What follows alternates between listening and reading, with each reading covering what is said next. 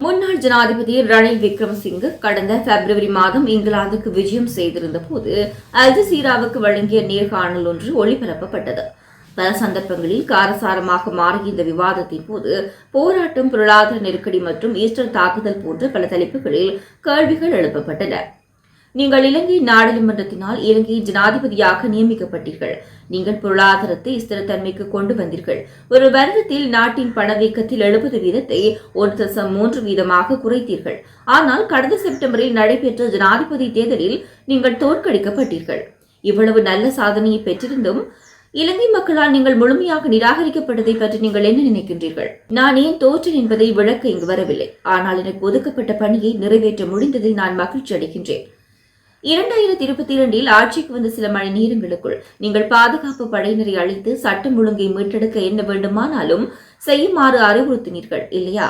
பின்னர் அவர்கள் போராட்டக்காரர்களை வன்முறையில் அடக்கினார்கள் இல்லையா?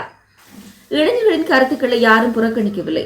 நாடாளுமன்றம் என்னை ஜனாதிபதியாக நியமிக்கும் போது நான் சட்டம் ஒழுங்கை நிலைநாட்ட வேண்டும். நாடாளுமன்றம் கிளர்ச்சியாளர்களால் கைப்பற்றப்பட்டால் என்ன நடக்கும்? இது ஜனநாயகமா? உங்கள் அலுவலகத்துக்கு முன்னால் போராட்டக்காரர்கள் மீது காவல்துறையினர் 944 கண்ணீர் புகை குண்டுகளை பயன்படுத்தினர் இல்லையா? சர்வதேச மன்னிப்பு சபை நமது நாடுகளை இழிவுபடுத்துகிறது. ஏனென்றால் அவர்களுக்கு வெவ்வேறு கருத்துக்கள் கொண்டவர்கள். அமைதியான போராட்டக்காரர்களுக்கு எதிராக தேவையற்ற பல பிரயோகம் நடந்துள்ளதாக ஐரோப்பிய ஒன்றியம் கூறுகிறது. ஐரோப்பிய ஒன்றியம் சில அரசு சாரா நிறுவனங்களுக்கு நிதியுதவி வழங்கியிருக்கிறது. என்னையும் பதவி விலக செய்ய வற்புறுத்தினர்.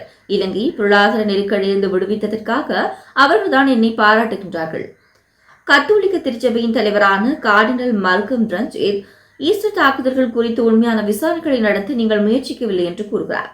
அதற்காக நீங்கள் நியமித்த குழு பயனற்ற அறிக்கையை வெளியிட்டதாக அவர் கூறினார். கத்தோலிக்க திருச்சபையில் அரசியல் இருக்கிறது என்பது எனக்கு தெரியும் என குறிப்பிட்டிருக்கிறார் ரணில் விக்ரமசிங்கே. இதேவேளை முன்னாள் ஜனாதிபதி இன்று பிற்பகல் செய்தியாளர் சந்திப்பை நடத்தி அல் ஜசீராவுக்கு அளித்த நேர்காணலுக்கு பதிலளித்திருக்கிறார். இதேவேளை முன்னாள் ஜனாதிபதி நேற்று பிற்பகல் செய்தியாளர் சந்திப்பை நடத்தி அல் ஜசீராவுக்கு அளித்த நேர்காணலுக்கு பதிலளித்திருக்கிறார். இதன்போது கருத்து தெரிவித்த முன்னாள் ஜனாதிபதி அல் ஜசீரா பற்றி விவாதம் எங்களுடையது போல இல்ல. அவர்கள் எங்கள் நேரடி ஒளிபரப்பை எடுத்து எல்லாவற்றையும் ஒளிபரப்புகின்றனர். நல்லது கெட்டது இரண்டும். அல் ஜசீரா சுமார் 2 மணி நேரம் எடுத்துக்கொண்டு 1 மணி நேரம் மட்டுமே ஒளிபரப்பியது. சில நல்லவை இருந்தன. அவர்கள் அவற்றை ஒளிபரப்பவில்லை. அவர்கள் எல்லாவற்றையும் ஒளிபரப்பியிருந்தால் நிலைமை மிகவும் வித்தியாசமாக இருந்திருக்கும் என தெரிவித்திருக்கிறார்.